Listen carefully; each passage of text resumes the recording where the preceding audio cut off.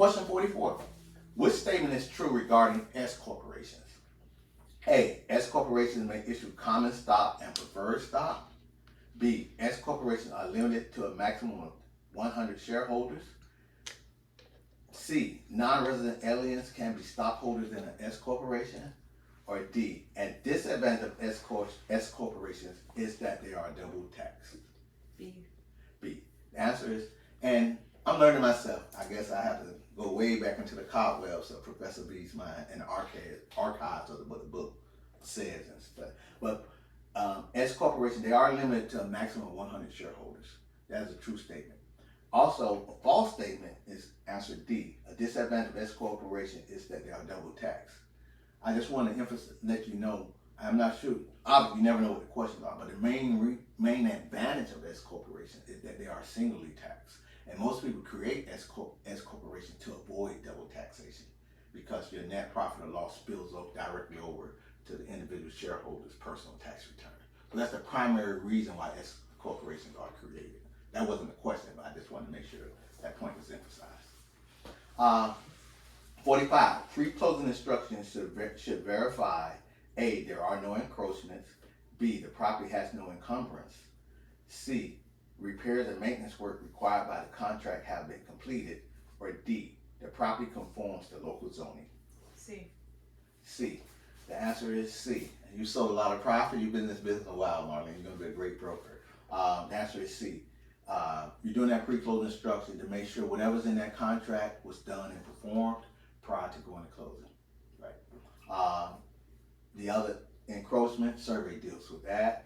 The property has no encumbrance, survey deals with that. And the property conforms to local zoning. I guess the appraiser would deal with that because if it's a non-conforming use, anything of that nature, that would be caught typically with the appraisal. And so that question comes from chapter 13, which is closing the real estate transaction.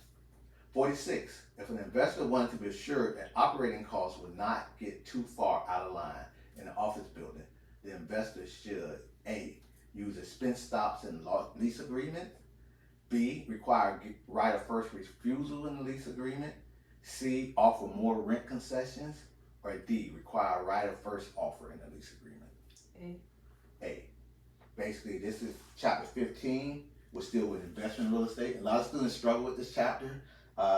There's going to be approximately 8 questions from the exam in chapter 15. So again, as you get your broker license, I'm sure you'll probably transition from primary real estate based to maybe some equilibrium real estate transaction, commercial transaction. So investors have different expectations. And basically, the essence of this question is saying they want this. They don't want their expenses. They want to maintain a certain level of profitability.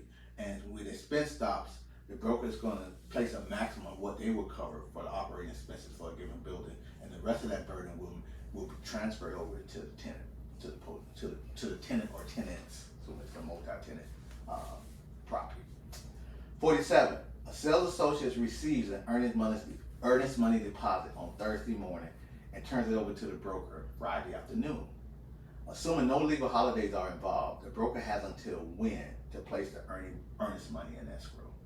A, the next business day. B, the end of business day on Monday of the next week. C, end of business on Tuesday of the next week. Or D, when the sales contract is executed. B. You put B? Mm-hmm. Okay, B. End of business day on Monday of the next week. The correct answer is C, end of business day on Tuesday of the next week. And let me think it through. Well, before I start thinking it through, we know a couple of things. We know the one license, one broker, one day. From the license, from the sales associate's perspective. The sales associate was late. Okay, the broker associate has 3 business days. So I think I mentioned in the key numbers, but usually when you ask this question, they usually have something about a holiday component. So let's read. Is it 3 days? And I always get confused with this. So is it 3 days from the date of receipt or 3 days from the time that it's turned over? It's 3 days. Well, the broker has 3 days from the contract. It's 3 days from the contract. The whole essence of that must be 3 days from the date of the contract. The sales associate must turn it over within 1 business day from the contract or the date of receipt, right? Because you can't turn it So let me read this question. Let's see what it's saying. Let's see why the answer. Your answer was B. Let's see why the answer is C too. The sales associate receives the broker Thursday morning and turns it over to the broker Friday afternoon. Okay. So Saturday and Sunday does not count, right? We know that. Okay, Monday, so there's no Friday legal to- holidays. Friday to Monday is day So 2. Friday, To Monday is day 2, and then Monday to Tuesday is day 3. right? Answer is 3. End of business day on Tuesday of the next week. So, and the question is when must the broker deposit? So that would be end of business day Tuesday of next week. Okay. If the question was when must the sales associate turn it over, it would be by Monday. Friday. The sales associate receive it Thursday, they must give it to the broker by that Friday. Right. So in this case, they did, I said sometimes they have a holiday component. This one they did not have a holiday component. But certainly when they ask this question, they usually always have that weekend overlap. And just have to know what is the barometer. Maybe you get the question right, maybe you're not, but the concept is one license, one broker, one day for that sales associate, that broker associate. And the broker accordingly has 3 business days. 48. A licensed real estate sales associate wants non-resident license status. The licensee must A, notify the Florida Real Estate Commission within 60 days of a change of address and residency, file a mutual recognition form, C, request voluntary inactive status within 30 days, or D, notify the local post office of the change of address within 10 days. B. Answer is, you put B? I can see why you would, but the answer is B, you put, which is file a mutual recognition form. The answer is A, notify the Florida Real Estate Commission within 60 days of residency. That's all the way back in chapter 1, which is becoming a licensed real estate broker. And once we're in the business and we kind of just move forward with day-to-day operations with not knowing little obscure statutes. The second way this question is a little tough is because this is presuming that the licensee is already licensed in the state of Florida. And basically what he's saying, he wants non-resident license, meaning he's moving out of the state. So really what the question is asking, I'm a Florida licensee, I'm moving to Georgia. I don't want mutual recognition because I already have my Florida license.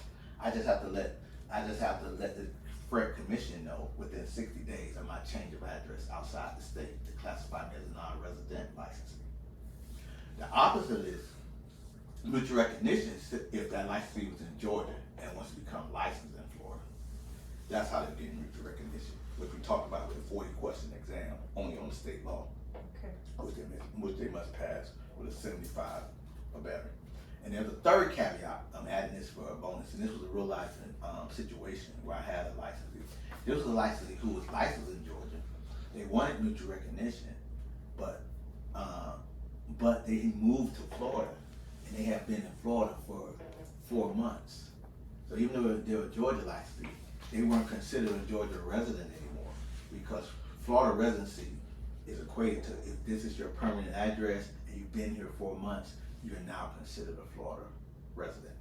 So maybe I'll put that in key numbers, 4 months. The benchmark for Florida residency is 4 months if you're here. This question is a Florida licensee who's moving out of the state. That benchmark will be 60 days to notify the FL Commission. And mutual recognition is simply, you're not a Florida licensee at all, but you're one of the states where Florida has a mutual recognition agreement. And that's where you're eligible to take the state law portion of the exam.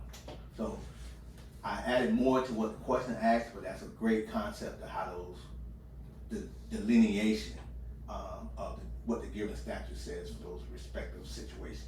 Day to day, we're both Florida residents, so we kind of don't encounter this every day, unless you're getting ready to move to Georgia or Texas in the near future. 49, we're almost at the finishing stretch. A dress shop rents space in the Willowbrook Regional Mall and pays a base rent of $5,000 and 5% of their monthly sales. Above what annual sales level would the store have to pay additional rent over the base rent?